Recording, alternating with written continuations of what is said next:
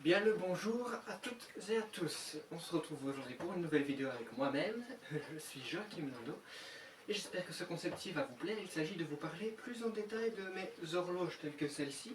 Je vous en ai parlé dans une précédente vidéo où je vous parlais de mon concept d'unboxing sur cette chaîne.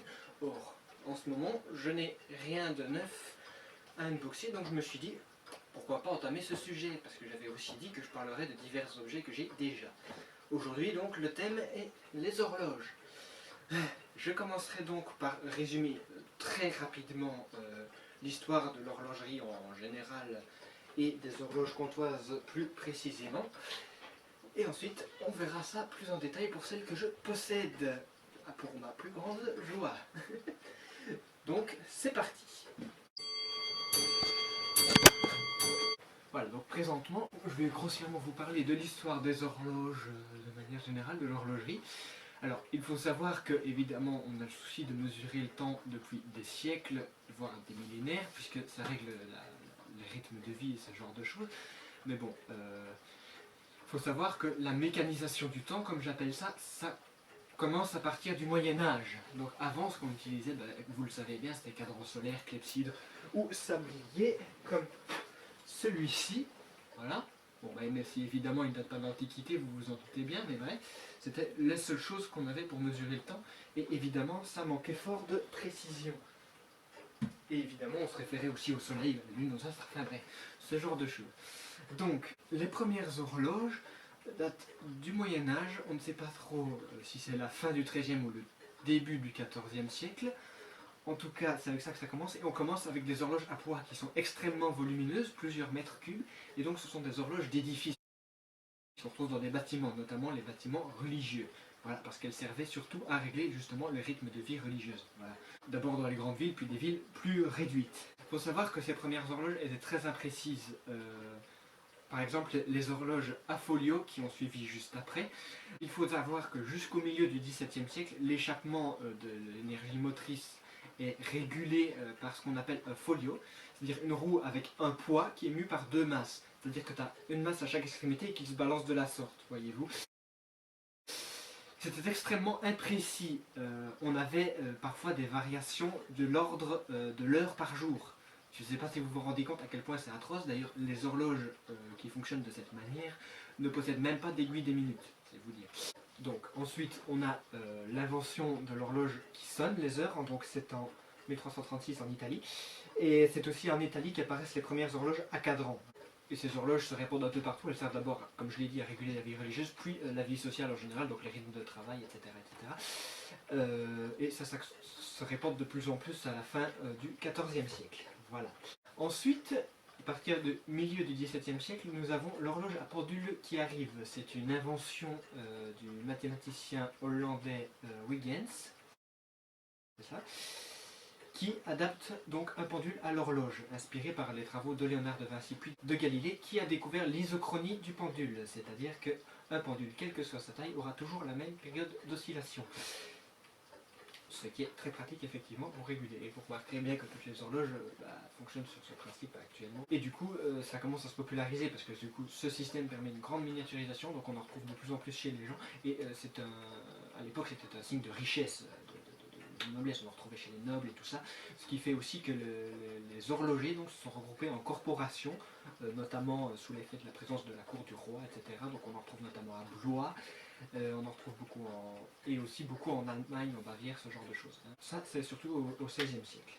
Et donc c'est à cette époque-là que l'horloge devient une pendule. J'ai oublié d'en parler. Au XVe siècle, il y avait aussi ce qu'on appelle les horloges astronomiques, qui, en plus de l'heure, du jour, etc., donnaient des précisions en termes de phase de la lune, de signes du zodiaque, toutes sortes de choses astronomiques.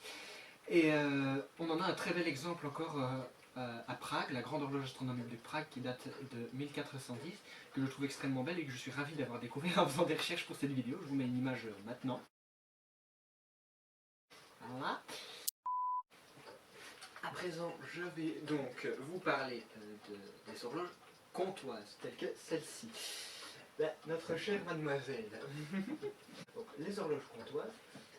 Je vais l'éteindre.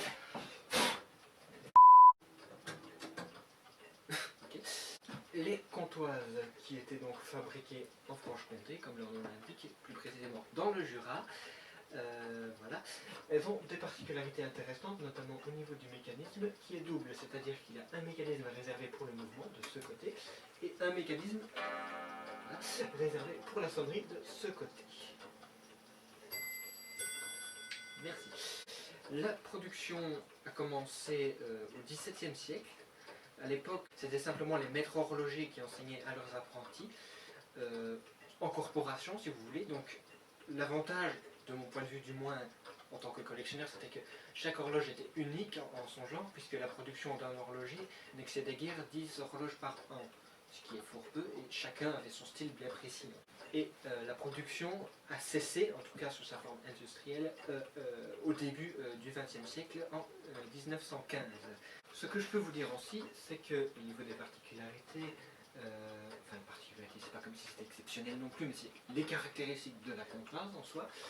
Elle est entraînée par deux points en fonte, assez lourds. Ah bah, on ne les voit guère parce que celui-ci est descendu, mais on voit celui-ci un peu là derrière. Voilà. Et par un grand balancier ou pendule, voilà, en forme de lentille. La forme de lentille s'est précisée surtout au XIXe siècle. Auparavant, on avait plutôt un simple poids au bout d'une tige. On a le cadran émaillé. Hein. Ce que j'aime beaucoup chez ces horloges, on le voit bien avec les miennes, j'en ai deux des horloges comptoises, et elles sont complètement différentes au niveau de leur aspect.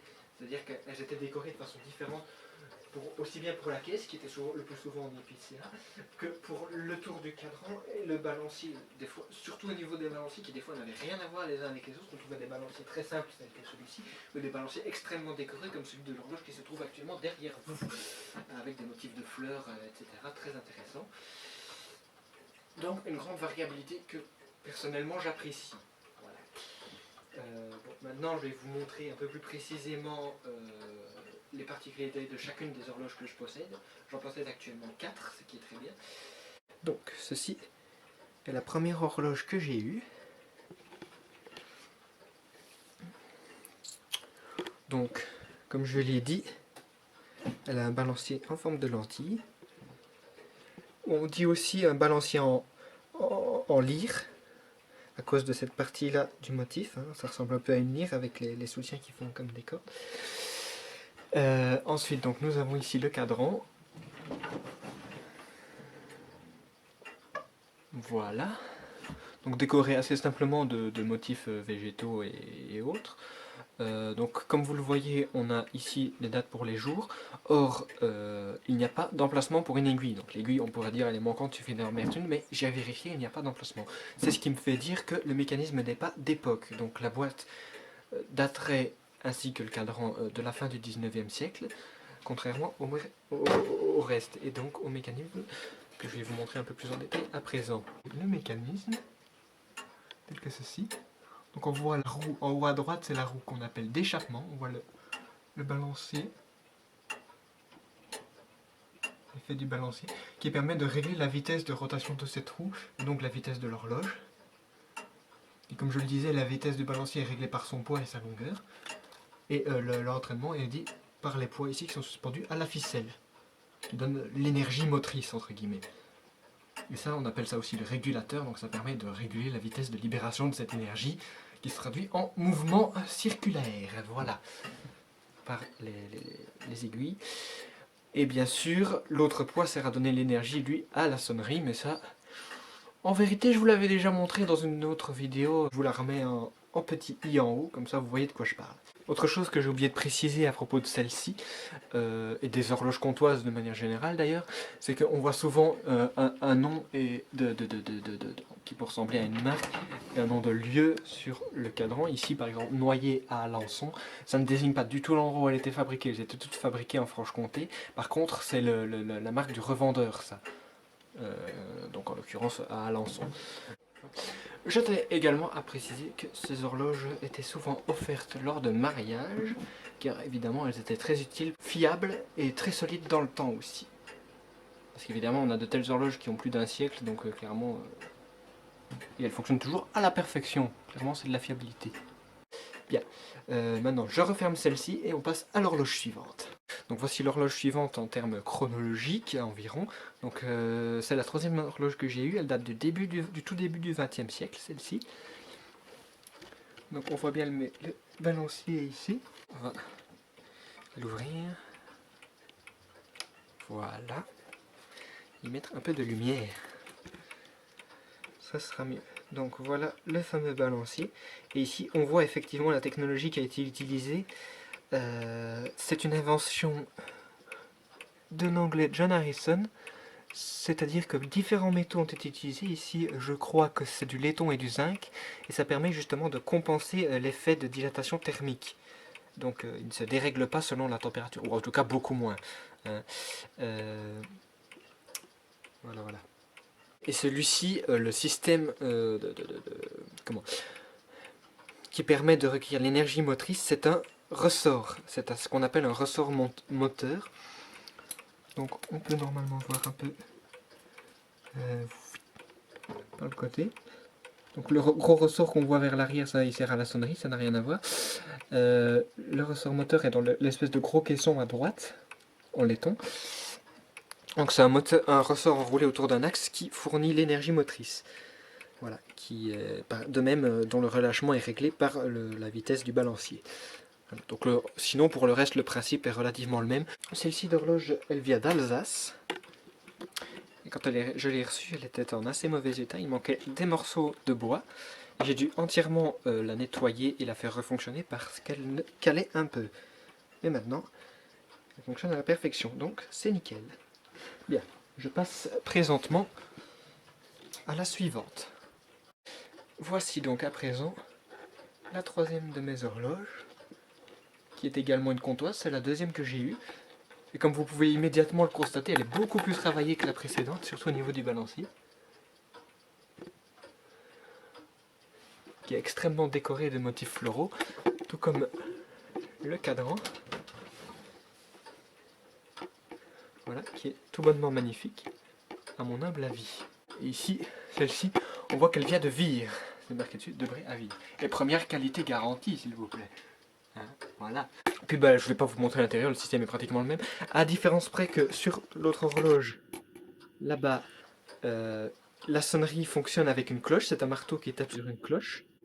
Tandis que la sonnerie de celle-ci, c'est un marteau certes, mais qui tape sur un gros ressort, comme pour celle-ci. Et ça fait un gros BANG. C'est pourquoi j'ai immobilisé, j'ai accroché le marteau avec une ficelle, parce que ça embêtait ma mère qui dort au-dessus. Voilà. Voilà, donc là, refermé. Voilà, et donc j'oubliais de préciser, mais bien sûr, en fait, elle date également du début du XXe siècle, peu avant la fin de l'activité industrielle des horloges comptoises. Je passe donc à présent à la dernière. Voici donc à présent la quatrième et dernière horloge, qui celle-ci est beaucoup plus récente, elle date de la fin du XXe siècle. Et celle-ci, au moins, j'ai la grande chance de connaître la marque, c'est Hermle, qui est assez connue en horlogerie parce qu'elle existe toujours, voilà. Et elle est en activité depuis 1922. Donc celle-ci d'horloge, si je ne dis pas de sottises, elle daterait des années 80. En fait, c'est un cadeau de ma grand-mère qui l'a eu sur sa cheminée pendant des années. Et elle me l'a offerte assez dernièrement, donc voilà. Merci mamie si tu passes par là. Donc ceci c'est un mécanisme qui fonctionne de la même manière que la deuxième que je vous ai montré. Là, avec un remontoir de chaque côté, et pareil, c'est deux gros ressorts qui fournissent l'énergie, avec un petit balancier, tout simple, voilà. Donc toutes ces horloges que je possède se remontent une fois par semaine. Donc ce sont tous des mouvements dits 8 jours. C'est assez astucieux. Et en vérité, c'est une invention relativement récente, car si ma mémoire est bonne, c'est du 19e siècle. Donc voilà. Il se peut que j'ai été un peu long, j'en suis navré, mais je voulais aussi traiter les montres à gousset.